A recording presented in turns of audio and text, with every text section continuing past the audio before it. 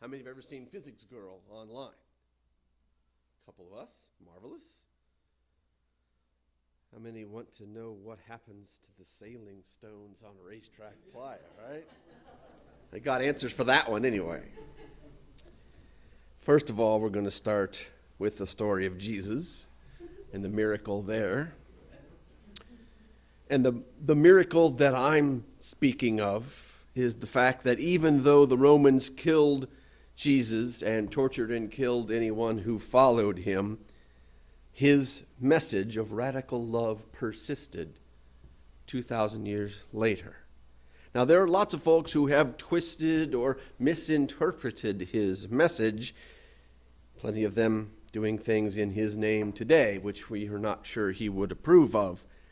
But there are many, many people all over the world trying to embodify that radical love, even today. And that's miraculous. And each year we tell the story of Easter, and so there are different parts of it that grab me different years. This year it's the rock. In the New Revised Standard Version, Mark 16:3, they had been saying to one another, "Who will roll away the stone for us from the entrance to the tomb?" The women going out to take care of the body of the slain Jesus, they knew there was a big rock in front of the tomb. They knew it was big enough that they weren't going to be able to handle it. They knew rocks don't move themselves. And that idea of the rocks moving themselves made me think of Physics Girl and the sliding stones of Racetrack Playa. Stones don't move themselves. And yet, for over 100 years, people watching these rocks, actually not the case. They see the results of the rocks moving. They see amazing trails left in the desert. They know these rocks have moved. They just don't know how that happened. Aliens? I mean, it's not human beings because there would be footprints or other trails left with the trails where the rocks are. Water, first of all, it's the desert, not a whole lot of water. And it wouldn't leave a trail like that. If water was pushing these rocks, it wouldn't leave that trail in the earth like that. Wind? For those heavy rocks? I mean, wind gets pretty powerful sometimes, for sure, but would it wind powerful enough to move those rocks? Wouldn't it do damage in other ways? Wouldn't it toss some of the rocks instead of sliding them through the earth? Wouldn't it move them different distances depending on how heavy the different rocks were? Ice. I mean, does this desert ever get enough ice to move those kind of rocks? We in the Midwest know about ice moving rocks, right? The terminal moraine is not far. We got the idea how that can work, but that left different markings than we're here in the desert. And ice tends to flow with gravity and down slope, and that's not the way it works in the playa. Ice and wind are the two best hypotheses people have offered. And they had this amazing test to rule out ice. They put GPS devices on a bunch of stones. And they had a weather station so they knew that when these moved, what was going on around there, because people aren't out there. You saw it took 16 hours to get out there, and it's not very hospitable conditions. So there's not often people there when these things are happening. They built a circle of stakes around a couple of rocks. And then they waited, because, it doesn't always happen. We don't know how often it happens. It took 2 years, but they finally detected some motion. And one of the rocks moved out of the circle, but the other one did not. Which means it's not ice.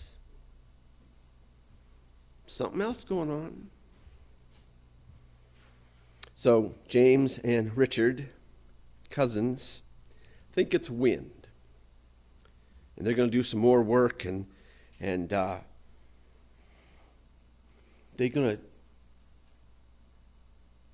they're going to be in a campsite. They're going to nail their tent down really, really well because they're expecting hurricane force winds, and they think they can look out of this tent opening and see rocks pushed by this wind. It's a good idea. And they get lucky because the night before they're going to do all their measurements, it snows. And the snow melts and a pond forms. 3 inches of water across this very flat playa. And there's a light breeze. Not the hurricane force winds they're hoping for, but there's a light breeze. And when they're getting up and doing their thing at the one end of the playa, they can see down at the other end what's going on. 3 inches of water is just enough to get a nice ice sheet across the top. Not very thick. It's 1/8 of an inch thick. And if you've got a kilometer-wide piece of ice and just a little bit of wind, that's a sail. And that'll push stuff pretty well. Now, the ice will also melt and break and crack. Certainly, it's still enough small sails to push these rocks. Thin but large sheets of ice, shards of ice, move the rocks around. It's a pond, so it's leaving a trail in the sort of muddy water at that point. That test had proved that thick ice wasn't the way to do it. But thin ice can actually move through the stakes they had and push some of the rocks around. So they were pretty excited about this. And they also noticed that the pond wasn't big enough for the whole playa. Right? There's only a little bit of water here. But a seiche, which again, maybe those of us in the Great Lakes area, water in the Great Lakes get pushed by water. A seiche is when it's much thicker at one end than the other. Same with this little pond. The pond starts over here, but the wind is enough to push the water along the playa, and it takes the rocks with it. And the rocks move for maybe 15 minutes. You got to be there at exactly the right time. Fortunately, these guys were there at the right time. And so they published a paper about it in 2014, and it got lots of response from other places around the world that had rocks moving in their area, and they didn't know how it did. And so the idea that in just the right conditions with just the right amount of ice and a gentle breeze, but not a hard breeze, can move rocks all over the world. And a physics girl mentioned there was a German teenager, Ranja Steinke, who did a science fair project proving all the mathematics about this thing. And it does not take a lot of force. It does not have to be super slick. It just has to be the right conditions to make pretty big rocks move. And so the lesson I take from all this is humility and curiosity. People were certain they knew what was going on, and they had all these different tests that proved one thing or proved another thing, and sometimes our tests aren't as elegant as we thought, and sometimes we misinterpret our own results, and often we're just more certain than we really ought to be. I know in my life that's the case. And a side note from this story, physics girl that we saw up there, Diana Cowern. Diana is 33, 34 years old. She got married last May. She got COVID almost right away, and they diagnosed it as long COVID last July. And 2 months ago in February, she was in the ER pretty much every day for a while, and she's been hospitalized for almost a month now. She has some combination. They're calling it long COVID, which is sort of the same thing as chronic fatigue syndrome in some ways, and some ways myalgic encephalomyelitis, myalgic encephalomyelitis, ME.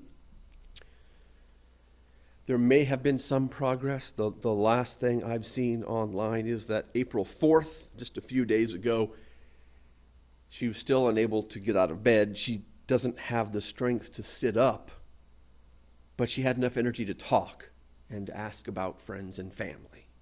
So there may be some progress. Maybe Diana is getting better. And that made me think of my own recent illness and one of the ways that I was too certain and too little humble. There are many opportunities to look at my life and see where I was too certain and not humble enough. Please don't talk to Becky about them afterwards. She's sick of it. Maybe. I've had a number of friends and family members and colleagues who lived with depression.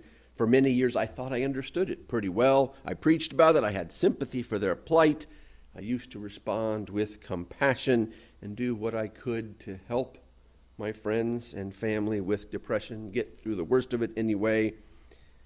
It wasn't until I had depression myself that I understood it better, that I understood how some of the ways I thought were helpful weren't actually helpful or useful at all. Fortunately, with the right dosage of the right medication, with exercise and therapy, with art and regular contact with my board gaming friends, with good sleep hygiene, and by cutting way, way, way back on recreational drugs, alcohol, cannabis, sugar, and some days caffeine, I feel much better now.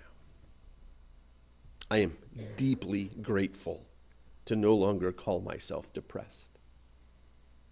I still experience ordinary sadness. I no longer feel that soul-crushing depression. And because of my years-long journey through that valley, I've become conversant in spoon theory. Spoon theory was developed by Christine Miserandino. It's a metaphor for the amount of energy that a person with chronic illness might have for the tasks and errands of the day. A person might say, I've got enough spoons today to take a shower and help the kid with her homework, or I can pay a bill online and make dinner. I cannot do all those things. There are even knife and fork extensions to spoon theory. And I thought I was pretty good at this. Until just a few weeks ago, I came down with some sort of ailment. It was not COVID. I was tested twice, negative both times. It was not strep. It was not influenza. It was not viral. Antibiotics eventually helped me get rid of the scourge. You can hear it's not entirely gone, but it's way, way better. And I knew then that I had not understood spoon theory. I was interpreting it only in my own experience. I was humbled again.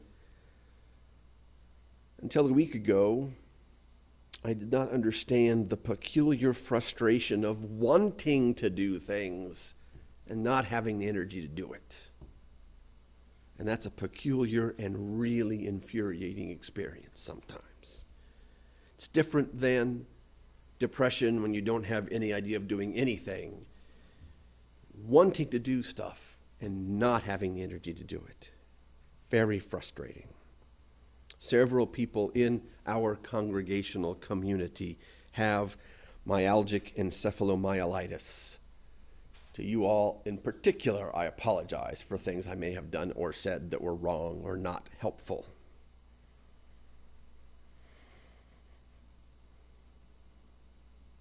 Maybe I'm learning to not assume that I know so much now. And it strikes me that this might be a good lesson for many of us. Others might benefit from my silliness in a variety of circumstances, right? Perhaps in our families, our school boards, our condo associations, gaming groups, faculty senates, and maybe congregations, we should not assume we know why a person says or does something. It's probably better to talk to them directly. And a thing that is certainly true in my case, let us not assume that that other person is still the same as they were months or years ago when you had the conversation the last time. They may have changed. Last Sunday, after the service, we had a town hall here. It was very, very good. There were many people that spoke, and many people came at things from a variety of angles. This is a good thing. We get strength from diversity. And, it is almost too easy for us to imagine that we know why another person said or did something differently than we might have. It is more difficult and more generative to approach the other person with humility, with curiosity, and with hope of maintaining connections with all of our beloved community. It's all too easy to think that another person has rolled a metaphorical stone in front of their ear or in front of their heart. Let us try to remember that stones can be moved in surprising ways, and at least contemplate rising to a new day and going to try to see if there's new life beyond that rolled away stone in someone's heart. So may we be.